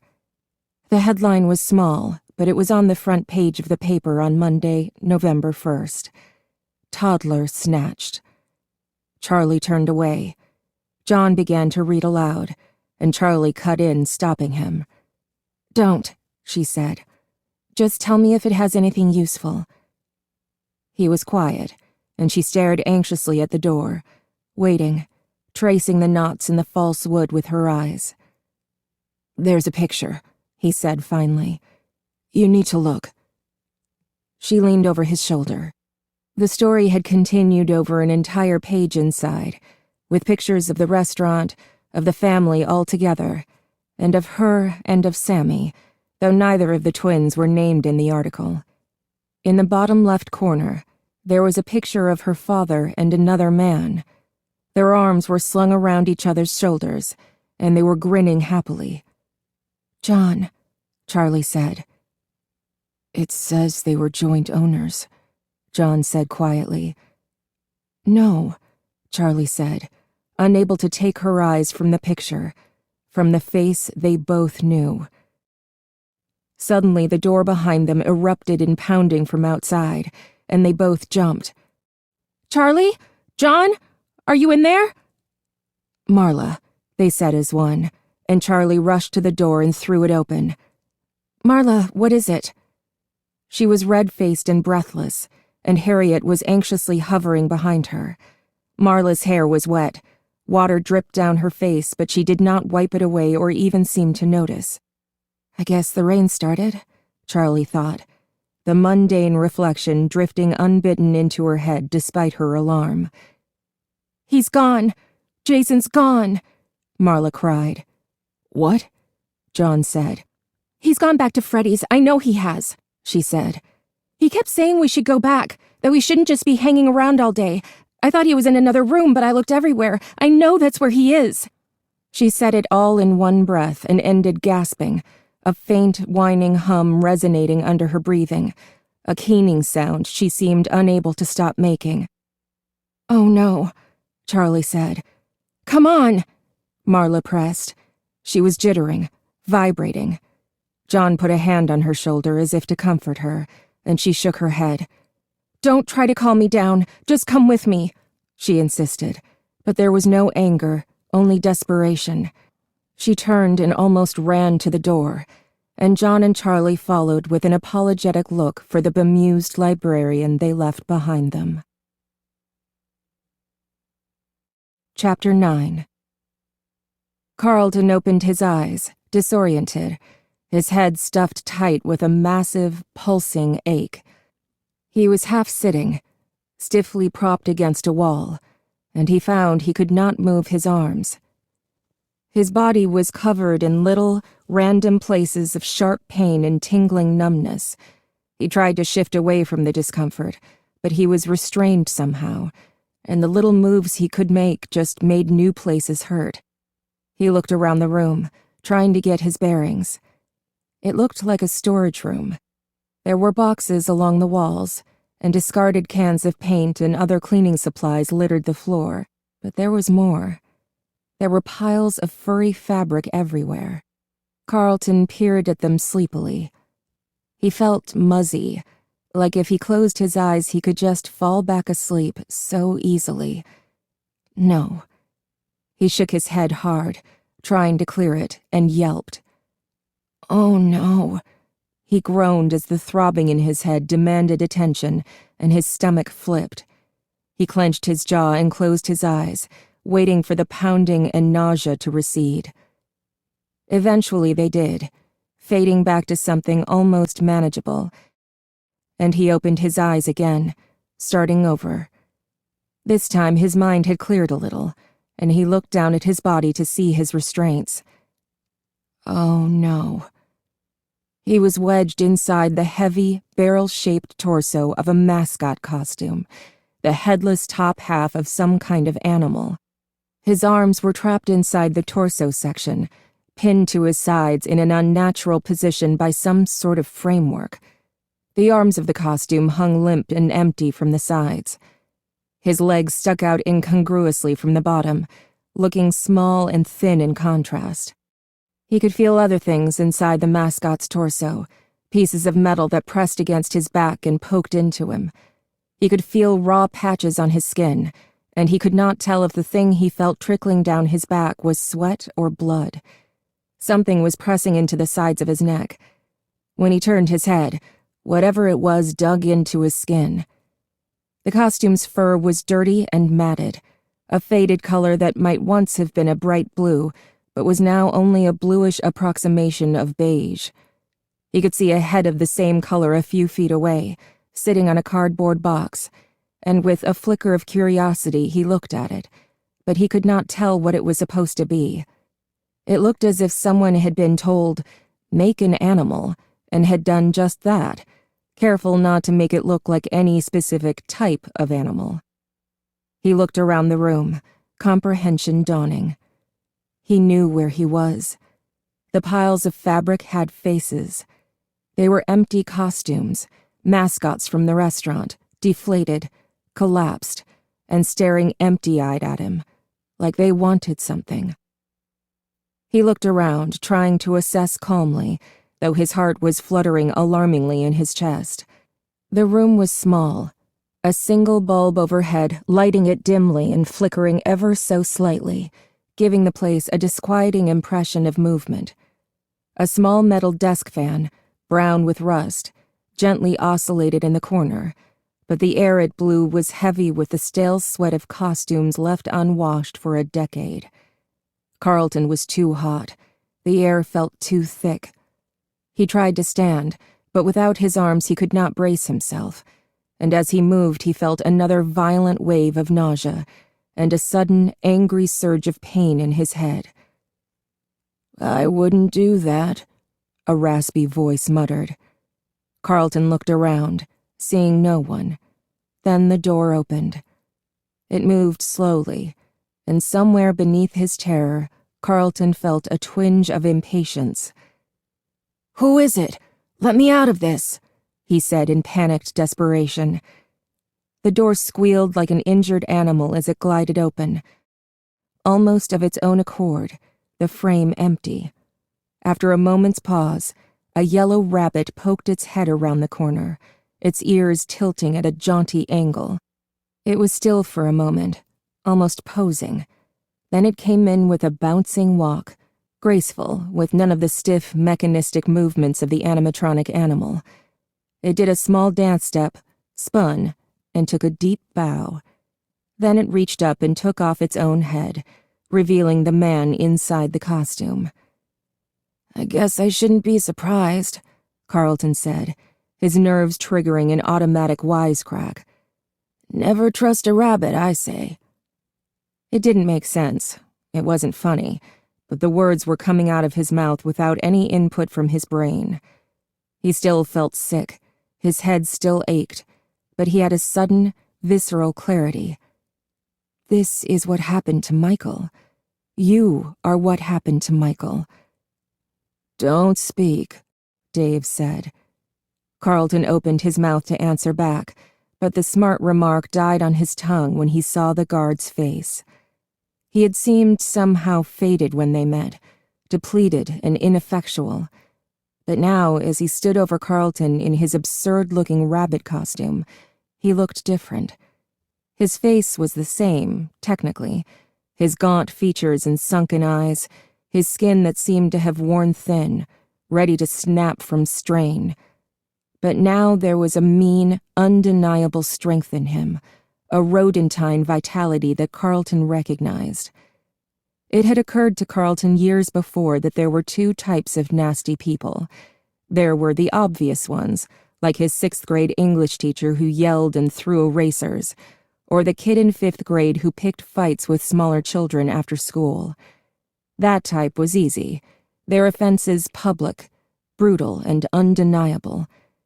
But then there was the other kind of petty tyrant, those who grew spiteful with their small scraps of power, feeling more and more abused by the year, by family who did not appreciate them, by neighbors who slighted them in imperceptible ways, by a world that left them, somehow, lacking something essential. Before him stood someone who had spent so much of his life fighting like a cornered rat that he had taken on the mantle of bitter sadism as an integral part of himself. He would strike out against others and revel in their pain, feeling righteously that the world owed him his cruel pleasures. The guard's face, with its malevolent delight in Carlton's pain and fear, was one of the most terrifying things he had ever seen. He opened and closed his mouth, then, valiantly, found his voice. "What kind of a name for a serial killer is Dave?" he said. It came out as a trembling croak, lacking even the echo of bravado. Dave did not seem to hear him. "I told you not to move, Carlton," he said calmly. He set the rabbit's head down on a plastic crate and began fiddling with the fastenings at the back of his neck. "It's not an order. It's a friendly warning. Do you know what I've put you in?" "Your girlfriend?" Carlton said, and Dave made a thin curve of a smile. "You're amusing," he said with distaste. "But no, you're not wearing a costume, Carlton. Not precisely. You see, these suits were designed for two purposes. To be worn by men like me." He gestured fluidly toward himself, with something that might have been pride. "And to be used as working animatronics like the ones you see on the stage. Do you understand?" Carlton nodded, or began to, but Dave's raised eyebrow stopped him. "I said don't move," he said. The neck of his costume came open, and he began to undo a second fastening at his back as he talked. "You see, all of the animatronic parts in that suit are still in it. They are simply held back by spring locks, like this." Dave went to the pile of costumes and selected one, bringing the fuzzy green torso, headless, over to Carlton. He held out the costume, waggling two twisted pieces of metal that were attached to the sides of the neck. "These are spring locks," he said, bringing the piece of metal so close to Carlton's face he almost could not focus his eyes on it. "Watch." He did something, touched some piece of the lock so imperceptibly that Carlton could not see what he had done, and it snapped shut with a sound like a backfiring car. Carlton stiffened, suddenly taking the order not to move deathly seriously. "That's a very old costume, one of the first ones Henry made. You can trip these spring locks very, very easily if you don't know what you're doing," Dave went on. "It takes almost no movement at all." "Henry?" Carlton said, trying to focus on what he was being told. He could still hear the snap, as if it had lodged in his head like a song that kept repeating. "I'm going to die," he thought for the first time since waking. "This man will kill me.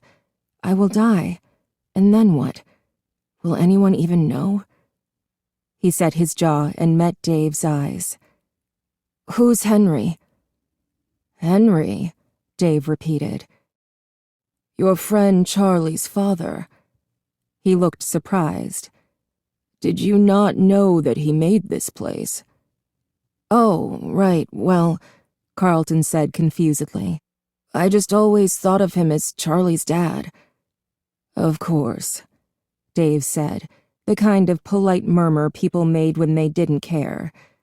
"Well, that's one of his first suits," he said, gesturing at Carlton. "And if you trigger those spring locks, two things will happen. First, all the locks will snap right into you, making deep cuts all over your body, and a split second later, all the animatronic parts they've been holding back, all that sharp steel and hard plastic, will instantly be driven into your body. You will die, but it will be slow. You'll feel your organs punctured, the suit will grow wet with your blood, and you will know you're dying for long, long minutes. You'll try to scream, but you will be unable to. Your vocal cords will be severed, and your lungs will fill with your own blood until you drown in it." There was a faraway look in his eyes, and Carlton knew with chilling certainty that Dave wasn't predicting. He was reminiscing. "How?" Carlton's voice broke, and he tried again. "How do you know that?" he said, managing a raspy whisper. Dave met his eyes and smiled widely. "How do you think?" He set down the costume he was holding and reached up to undo the final piece of his own. It took time. Carlton watched for several minutes as Dave romanced whatever mechanisms lay under the collar. He took the costume torso off with a flourish, and Carlton made an involuntary sound, a helpless and frightened mewl. Dave had been shirtless under the costume, and now his bare chest was clearly visible even in the dim, flickering light. His skin was horribly scarred, with raised white lines that scored his flesh in a symmetrical pattern, each side of his body mirroring the other. Dave saw him looking and laughed a sudden, happy sound. Carlton shivered at it. Dave raised his arms out from his body and turned slowly in a circle, giving Carlton ample time to see that the scars were everywhere, covering his back like a faint lace shirt, stretching to the waist of the rabbit pants as if they continued all the way down. On the back of his neck, where they were largest and most visible, two scars like parallel lines were etched from the nape of his neck all the way up to his scalp, disappearing into his hair. Carlton tried to swallow. His mouth was so dry he could not have spoken, even if there had been anything to say. Dave smiled unpleasantly. "Don't move," he said again. "He's here! He has to be here!" Marla cried, staring despairingly at the door to Freddy's. She was clasping and unclasping her hands, the knuckles going white. Charlie watched her helplessly. There was nothing to say. The door was no longer covered in chains. Instead, it was simply no longer a door. It had been welded over. The metal was melted seamlessly into the frame, and the hinges were gone, covered in crude, patchy solder. They all stared, not fully able to comprehend what they were looking at. Charlie shifted her feet. She had stepped in a puddle as they hurried from the car, and now her shoes and socks were soaked and freezing. It seemed unforgivable to be focused on her own discomfort in such a moment, but she could not stop her attention from drifting to it. "This is insane," Marla said, her mouth agape. "Who does this?" She threw up her hands in frustration. "Who does something like that?" She was almost shouting. "Someone did that! Someone welded this shut! What if Jason is in there?" Marla put her hands over her face. Jessica and Lamar stepped forward to comfort her, but she waved them away. "I'm fine," she said tightly, but she did not move, still staring at the place in the wall that had once been a door. She looked smaller, lesser. The panicked energy that had been driving her was gone, leaving her empty and without purpose. She looked at Charlie, ignoring the others, and Charlie met her eyes uncomfortably. "What do we do?" Marla asked. Charlie shook her head. "I don't know, Marla," she said uselessly. "If he's in there, we have to get him out. There has to be a way." "There has to be another way in," John agreed, though he sounded surer than Charlie felt. "Freddy's had windows, a service door, right? There must have been fire exits. There has to be something." "Stop!" Marla cried, and they all froze in place. She was pointing at the floor. "What is it?" Charlie asked, coming up next to her. "It's Jason's footprint," Marla said. "Look, you can see the imprint. It's those silly shoes he spent a year's allowance on." Charlie looked. Marla was right. There was a muddy footprint about Jason's size, still fresh. Marla's face was alive again, fiery and determined. "He must have just been here," Marla said. "Look, you can see the tracks turn and leave again. The door must have already been welded when he got here. He's probably still here somewhere. Come on!" Jason's tracks were heading farther down the alley, into the darkness, and the group crouched low to the ground, following his trail. Charlie hung back, not really helping but keeping an eye on the bobbing flashlight ahead. There was something she was forgetting, something she should know, something about Freddy's. Noticing that she was apart, John let the others move ahead. "You okay?" he asked in a low voice, and Charlie shook her head. "I'm fine," she said. "Go ahead."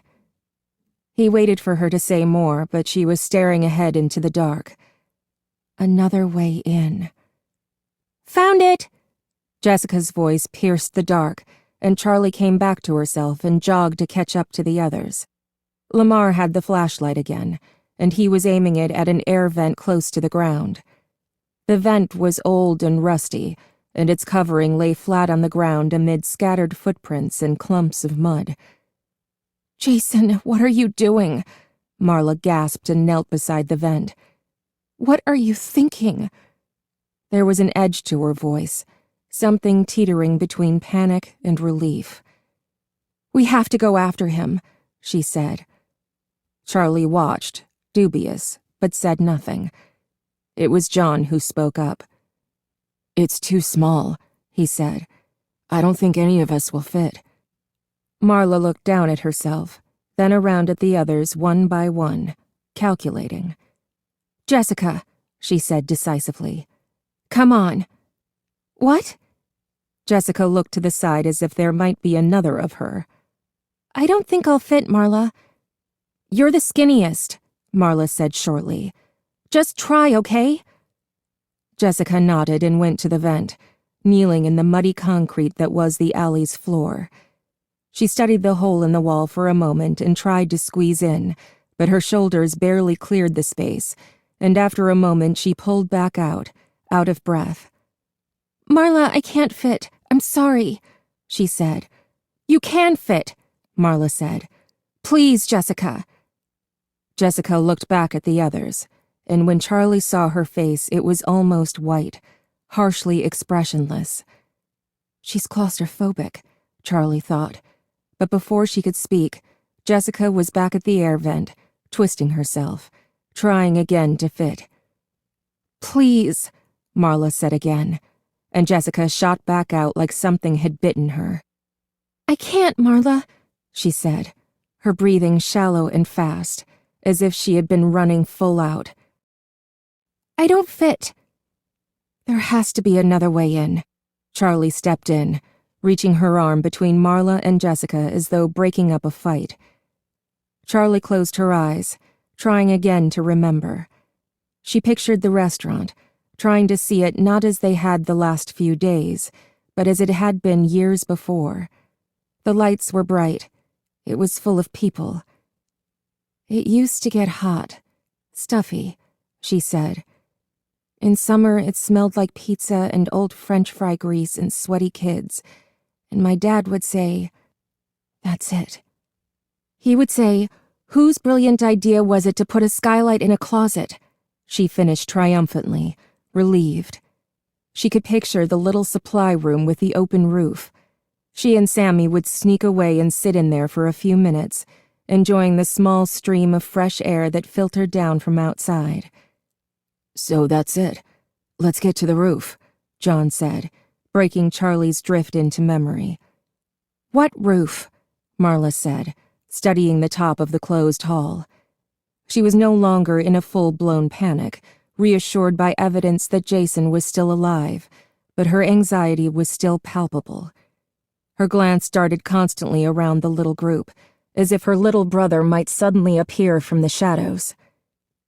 "It's been covered over, like everything else," Lamar chimed in.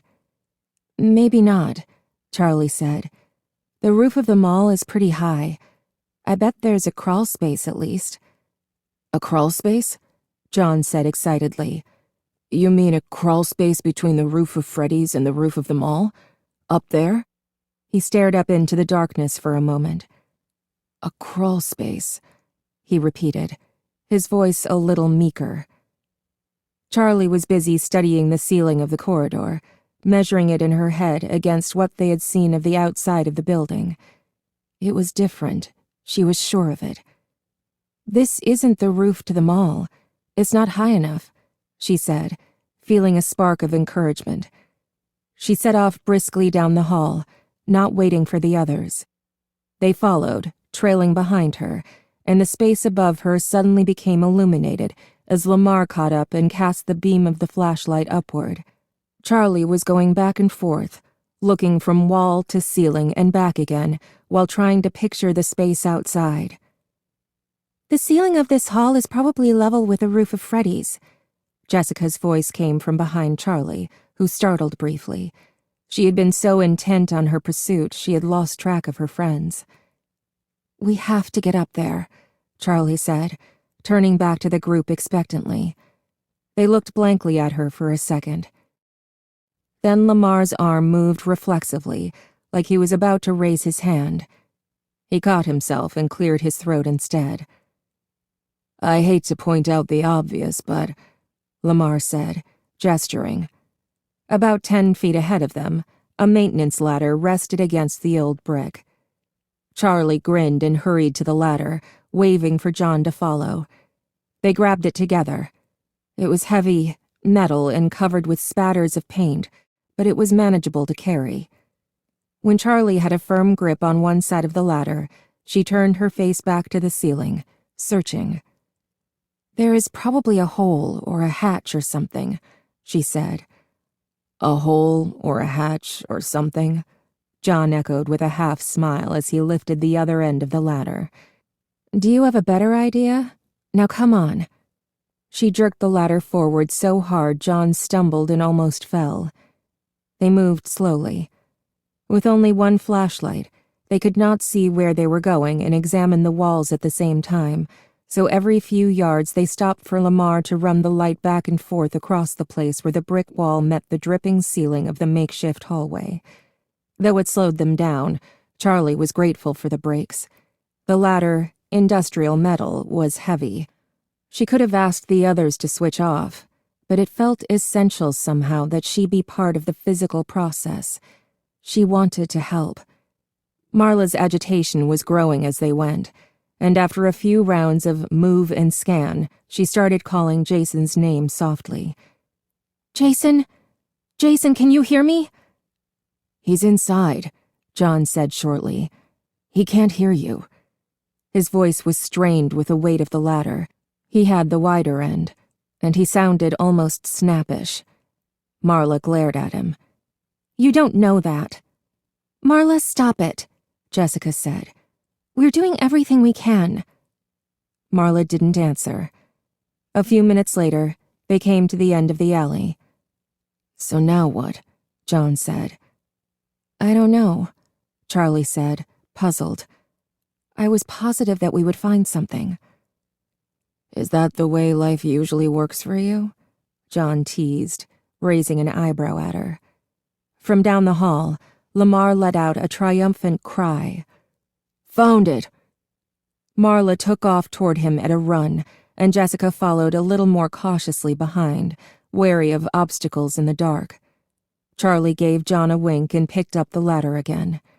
He hurried to lift his side, and they lugged it back the way they came. When Charlie and John caught up to the rest of the group, all three were looking up at the ceiling. Charlie mimicked their posture. Sure enough, there was a square trapdoor, big enough for an adult to pass through, its edges barely visible in the darkness. Without speaking, they set up the ladder. It was perhaps 10 feet high and rose close enough to the ceiling to access the door easily. Marla climbed up first as Lamar steadied the ladder on one side, Jessica on the other. John and Charlie watched as Marla ascended. "So, the trapdoor there," John pointed up at it. "The trapdoor of this hallway is right next to Freddy's. That will get us onto the roof of Freddy's, which is under the roof of the mall, in a crawlspace. And on Freddy's roof, there's a skylight, which we will find while crawling through the crawlspace." He drew an invisible diagram in the air with his finger as he spoke, and his tone was edged with skepticism. Charlie did not respond. Marla's footsteps on the ladder sounded through the hall, heavy, tinny thuds that echoed unsteadily all around them. "Once we find the skylight in the crawlspace," John went on, not certain if Charlie was even listening, "we are going to drop down through the skylight and into Freddy's, possibly with no way of getting back out." At the top of the ladder, Marla fiddled with something on the ceiling that the others could not see, making little mutters of frustration. "Is it locked?" Charlie called up. "Okay, sure," John said, aware by now that he was talking only to himself. "This makes sense." "The bolt is just stuck," Marla said. "I need... Ha!" A dull snapping sound rang out. "Got it!" she cried. She raised her hands over her head and pressed upward, and slowly the door opened above her until it tipped over and fell with a thud. "So much for sneaking in," John said dryly. "It doesn't matter," Charlie said. "We still have to go. Besides, do you really think whoever is in there doesn't know we're coming?" Above them, Marla was navigating her way up through the door. She braced her arms on either side of the space and pushed up off the ladder. It swayed dangerously, and Lamar and Jessica clutched it, trying to stabilize it, but it was not necessary. Marla was already up and through, on the roof. They waited for her to say something. "Marla?" Jessica called finally. "Yeah, I'm fine," Marla said. "What do you see?" Charlie called. "Throw me the light." Marla's arm emerged from the trap door, flapping impatiently. Lamar got a bit closer and carefully lobbed the flashlight up. Marla snatched it out of the air, and immediately the beam vanished. The light had gone out. In the crawlspace, Marla sat in the dark trying to fix the flashlight. She shook it, rattling the batteries, and flipped the switch on and off uselessly. As she unscrewed the top of the light and blew into the battery cage, she felt a rising panic. Since realizing Jason had gone, Marla's entire being had been focused on him. It was only now, alone in the darkness, that she began to think about the danger she herself might be in. She screwed the top back onto the flashlight, and it came on instantly. The light flashed in her eyes, briefly clouding her vision. She pointed it away, then carefully swept it in a circle around her, revealing a sprawling void in all directions. It was the roof of Freddy Fazbear's Pizza. "What do you see?" Charlie called again. "You were right. There's space, but not much. It's so dark, and it smells awful up here." Her voice sounded shaky even to her own ears, and suddenly she was desperate not to be alone in this place. "Hurry! Don't leave me up here by myself." "We're coming," Jessica called up to her. "Me next," Charlie said, stepping forward. The ladder was rusty, and it made squeaking complaints as she climbed, protesting her weight as she moved from step to step. But it felt sturdy, and quickly she reached the trap door and did as Marla had done. She stood on the top step so she was head and shoulders through the door, braced her arms on either side, and pushed off the ladder, almost jumping, to land on Freddy's roof. There was not room to stand, scarcely room to sit. The space between the restaurant's roof and the mall's roof above it was less than a yard. Something was rattling above them, as if stones were falling overhead, and it took Charlie a moment to realize that it was the rain thundering on the uninsulated tin. Water dripped in on her head, and when she looked up, she saw a place where the metal's seams had not been joined, 2 corrugated sheets simply lined up next to each other, allied by circumstance. She wiped her palms on her jeans.